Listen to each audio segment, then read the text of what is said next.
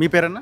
గంపల Srinivasu research scholar, Warangal జిల్లా జానపద గేయ సాహిత్యం. ఒక పాట పాడండి. అన్నదే పాడతాను. నిజంగా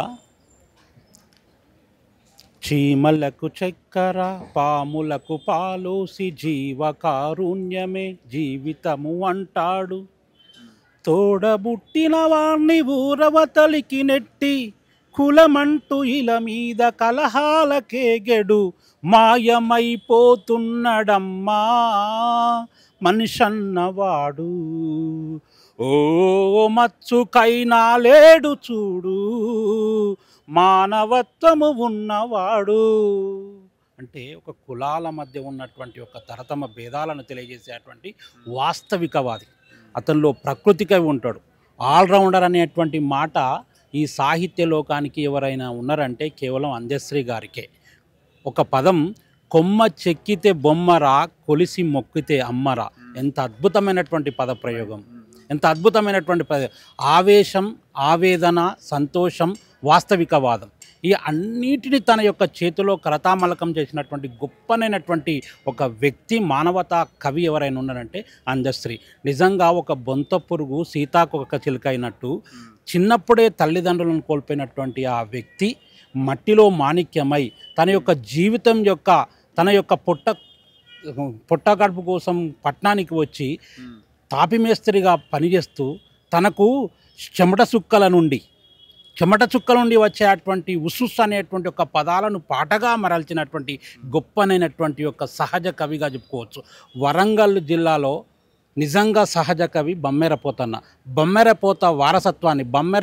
వారసత్వాన్ని కాలేజీ యొక్క మార్గదర్శకత్వాన్ని పునికి పుచ్చుకొని ఆ యొక్క మార్గాన్ని మాలాంటి వాళ్లకు నిర్దేశించినటువంటి గొప్పనైనటువంటి ఒక కవి, ఒక ఆవేశ చైతన్యమైనటువంటి కవి అందశ్రీ చెప్పుకోవచ్చు. ఒక రాష్ట్రం రావాలన్నా, ఒక ప్రభుత్వం పడిపోవాలన్నా, ఒక మనిషి కాళ్ళు లేనటువంటి వ్యక్తి, ఆలోచన లేనటువంటి వ్యక్తి చైతన్యవంతం కావాలన్నా కూడా ఇతని యొక్క కవిత్వం, పాటలు చదివితే మనం జనజాతరలో మన గీతం జయకేతనమై ఎగరాలి అంటే 369 మంది చనిపోయినటువంటి సందర్భాన్ని కూడా ఈ తొలి దశ ఉద్యమంలో 1200 మంది చనిపోయినటువంటి ఆ పాటను ఒక ఆవేదనగా ఒక ఉవ్వెత్తునైనటువంటి తెలంగాణ ఉద్యమాన్ని రూపొందించినటువంటి మహానుభావుడు. నిజంగా ఈరోజు ఆ అందశ్రీ కోల్పోవడం అనేటువంటిది యావత్ సాహిత్య లోకం దుఃఖమయమైంది. వారికి ప్రగాఢ సానుభూతి తెలుపుతుంది. వైనాల్ రమేష్ గారు ఉన్నారు. రమేష్ గారు, విష్ణుకిషోర్ గారు మ్యూజిక్ డైరెక్టరు. మీరేం చెప్పదలుచుకున్నారు ఈ సందర్భంలో? అందశ్రీ గారితో మీరు ఎప్పుడు కలిశారు? ఆయనతో ఉన్న మీ సాన్నిహిత్యం ఏంటి? అందశ్రీ అన్నతో నాకు ఒక 35 సంవత్సరాల అనుభవం. నాతో పయనం చేసినంత ఈ రాష్ట్రంలో కాదు, ఏ రాష్ట్రంలో చేయలే. నాతో జర్నీ చేసినంత ఆయన పాటలన్నీ కూడా ఎక్కువ శాతం నేనే ఫేర్ చేసిన. ఎందుకంటే ఆయనకు ఆల్రెడీ సాహిత్యము రాయడం రాదు కాబట్టి. నా తర్వాత వెన్నెల వాళ్ళ బిడ్డ రాయడం జరిగింది. అనేక పాటలు, మాయమైపోతున్నాడమ్మా మనిషి అన్నవాడు. నా అదృష్టం ఏం కలిగిందంటే ఒక 6 పాటలకు సంగీతం చేసి అదృష్టం కలిగింది. 6 పాటలు చేశాను. బాలుగారితో పాడియాలంటే బాలుగారితో పాడించాను. అయితే మేమిద్దరం కలిసి కూడా ఆల్రెడీ రోడ్డు పొంటి కొన్ని వందల కిలోమీటర్లు తిరిగిన సందర్భాలు ఉన్నాయి వాస్తవానికి.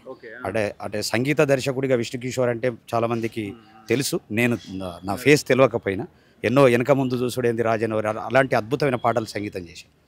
అయితే నిజంగా ఇద్దరి మధ్యలో ఉండేటటువంటి అన్నదమ్ముల అనుబంధంతో పాటు ప్రతి సంవత్సరము 31 తారీఖు నాడు బాసర వెళ్ళేది మేమిద్దరం.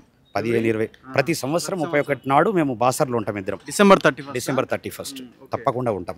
అట్లా 15-20 ఏళ్ళ నుంచి కంటిన్యూగా పోతున్నాము. అలాంటి జర్నీ అసలు అనుకోకుండా ఇట్లా జరగడం అనేటటువంటి చాలా బాధాకరం. మాయమైపోతున్నాడమ్మా మనిషి అన్నవాడు కూడా నేనే ఆల్రెడీ ఫేర్ చేశాను రాస్తా ఉంటే. అద్భుతమైనటువంటి అంటే ఒక మనిషి అంటే ఒక భగవద్గీతను ఇంత బుక్ ఉన్నటువంటి భగవద్గీతను, అంత ఉన్నటువంటి భగవద్గీతను ఒక్క పాటలో ఆయన ఆల్రెడీ చెప్పడం అనేటటువంటి చాలా విచిత్రమైనటువంటి సంఘటన. అంటే అంత అద్భుతమైనటువంటి సహజ కవిత్వం నేనైతే రచయితలల్లో నేను శ్రీశ్రీ నుంచి, శ్రీనారాయణ రెడ్డి నుంచి, గోరేటి వెంకన్న అనేక పాటల నుంచి, అందశ్రీ అన్న పాటల నుంచి, అశోక్ తేజ పాటల నుంచి, అదేవిధంగా గూడంజయ్య పాటల నుంచి, గద్దరన్న పాటల నుంచి ఎన్నో పాటలకు నేను సంగీతం అందించాను. ఇలా అంత అద్భుతమైనటువంటి రచన అసలు పామరులకు పండితులకు అర్థమయ్యే విధంగా పాట ఉంటుంది. అది మాయమైపోతున్నడమ్మా మనిషన్నవాడు, ఓ మత్సుకైనా లేడు సూడు, మానవత్వం ఉన్నవాడు నూటికో కోటికో ఒక్కడే ఒక్కడు, యాడ ఉన్నడో గాని కంటికి కనరాడు, మాయమైపోతున్నడమ్మా మనిషన్నవాడు. నిలువెత్తు స్వార్థము నీడలాగొస్తుంటే చెడిపోక ఏమవుతాడమ్మా, ఆత్మీయ బంధాల ప్రేమ సంబంధాల దిగజారుతున్నడోయమ్మా, అవినీతి పెను ఆశ అంధకారములోన చిక్కిపోయి నరుడు శిథిలమవుతున్నాడు, మాయమై. అసలు ఎంత అద్భుతం! మనిషి అనేటటువంటి వాడు ఇప్పుడు రోజు రోజుకు మాయమైపోతున్నాడు. అంటే అంత అద్భుతంగా ఇప్పటిదాకా ఏ కవి కూడా చెప్పలే నాకు తెలిసి. ఆయన రాసిన ఉద్యమంలో మేమిద్దరము 2 వీలర్ మీద రాష్ట్ర వ్యాప్తంగా తిరిగినాం. 2 వీలర్ మీద అప్పుడు ఆల్రెడీ సకల జనుల సమ్మెలు ఇవన్నీ జరుగుతున్న టైంలో మేమిద్దరం తిరిగినటువంటి సందర్భాలు. దాంట్లో కూడా ఒక ఉద్యమ నేపథ్యం ఉండేటటువంటి పాట రాయాలన్నా ఎంత అద్భుతంగా ఇప్పటిదాకా ఏ రచయిత కూడా చెప్పలేవు. నిప్పులు జరిగే తుపాకి రవ్వల గుప్పెట బట్టి నలిపేస్తాం, నెత్తురు జిమ్మేదారుల్లోన విత్తనాలమై మొలికేస్తాం, లాఠీలిరిగినవో లడాయి మానం ఆహా, పిడుగులు పడ్డావో మడమలు తిప్పం ఆహా, సమాజహితమై సాగే పోరులో సావో రేవో సాగుతాము జైబోలు.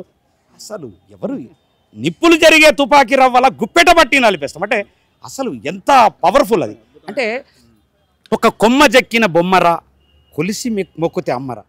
మనం పల్లెటూర్లలో రఘు గారు మీరు మనం అందరం పల్లెటూరులో పుట్టినటువంటి వాళ్ళం. మనం అందరము ఆ ఒక కొమ్మ చెక్కితే వాటిని చూసుకొని మనం ఆల్రెడీ అద్భుతమైనటువంటి పూజలు చేసినటువంటి సందర్భం. ఇంకా పాటలు ఇలా ఎన్నో పాటలు నాకు పరిచయం అయినప్పుడు ఫోక్ సాంగ్స్ కూడా చాలా అద్భుతంగా రాశాడు. ఓ ఎవ్వ నా పెళ్ళి వద్దంటే ఈయనవేమే ముద్దు లాంటి పిల్ల నారన్న, అది గెంటుకుంటా నడిసే కుంటిది, దాని సోకు సల్లాగుండా తొంటిది. ఇంత ఫోక్ సాంగ్ చేయాలన్న.